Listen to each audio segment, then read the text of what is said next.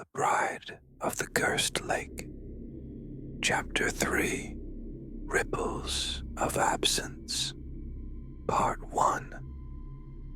I stood at the edge of the lake, staring into the mist, searching for the place where she'd slipped away. The mist was beginning to thin.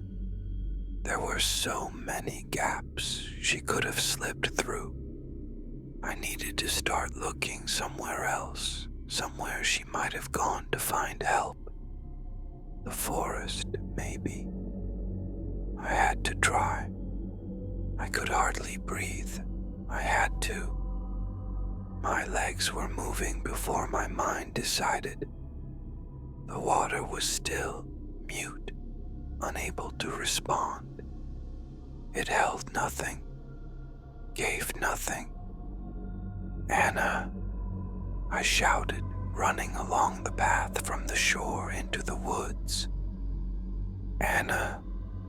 I called her name again. If I could just hear her once. If I could hear something besides this damned silence. Each cry fell flat.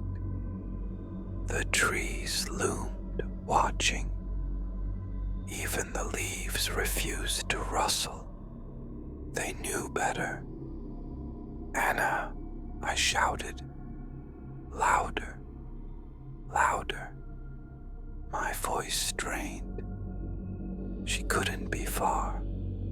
If she was hurt, if she needed me, she had to be in the woods. She couldn't have gone in the water. She wouldn't. I stumbled over a rock and caught myself breathless, trying to see her in the shadows. "Anna, where are you?" She was out here, somewhere. She had to be. The forest reached out its arms, embraced, entangled, surrounded. I pushed deeper, my voice breaking against the bark of ancient trees. "Anna," I gasped, hoarse, bleeding. The underbrush choked, closed. My shouts became whispers, her name dissolving into questions. "Anna." I breathed, searching, seeing nothing but the eternal branches and leaves. "Anna." Was that an echo? The voice came from inside my own head. She was out here, somewhere. I just had to keep looking. I would keep looking. Leaves crunched under my feet. Pine needles pricked my hands as I pushed through tangled limbs and cruel twigs. Sweat stung my eyes. My shirt stuck to me, plastered and soaked. My back ached. My arms ached. My throat ached. I couldn't feel my legs anymore. "Anna," I called. Still nothing. Not a trace. Not a word. The forest was more than silent. It swallowed everything. "Anna," I tried. Softer now, knowing I would not be heard. I grabbed a branch and hauled myself over a fallen tree. Everything smelled damp, sweet, like dirt and rotting dreams. I pressed on, feeling my lungs squeeze and rattle in the thick, dripping air. I couldn't lose her. Not after everything. I couldn't. Maybe she was just ahead. Maybe she was waiting for me, calling me. Maybe I'd find her, cold and pale and already changed. My breath came ragged. My mind couldn't follow. If only my body would. I dragged myself over roots, past trunks. My fingers wouldn't stop shaking. I couldn't stop shaking. How far into the woods had she gone? Where would she have gone? Where was I? I stumbled. It felt like the trees were pulling at me. Anna. A little louder now, daring to hope. Anna. I couldn't let go. I couldn't give up. I wouldn't. Footprints. A broken branch. Something. Anything. I had to find her. I had to. There was nothing. Just the pale light pressing through the branches. Just my own heavy steps. I felt the ground spin. My heart raced. Was I just going in circles, wasting time?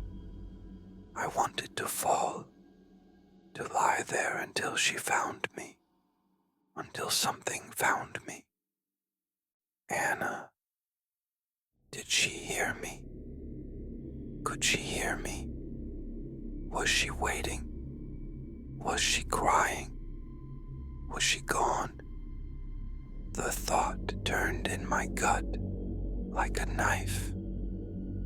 Anna. I couldn't let it. I wouldn't. She was here, somewhere. She had to be. There was no sound but my own, crashing and gasping. My pulse frantic in my ears. The weight of the silence pushing down, forcing the air from my chest. I dropped to my knees, held my head in my hands, made my thoughts stop. Just stop. Anna, Anna, Anna, just stop. I stayed there until the trees closed in and I knew I'd have to. Have to move, have to find her, have to try. It couldn't end like this. Not with her out here. Not like this.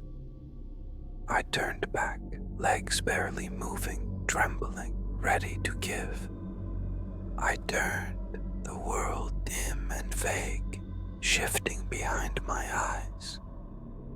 My steps were slow and lost, dragging against dirt and grass. The ground sucked at my feet. It didn't want to let me go. I could see the path thinning, disappearing into white. Just like Anna. There had to be someone in the village, someone who knew, who had seen, someone who could help. I couldn't be the first. Maybe I'd been wrong. Maybe she had gone in the water. Maybe she had gone somewhere I couldn't follow. Maybe she was gone before I even started looking. Maybe I was too late from the very first breath. I stumbled out of the woods, lungs burning, head spinning, each step heavier than the last.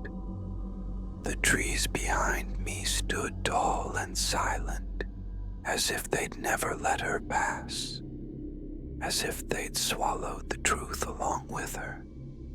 But the villagers knew. I felt it in the way they watched, the way they turned away. They knew, and they kept their silence. It would be up to me to break it. I would make them tell.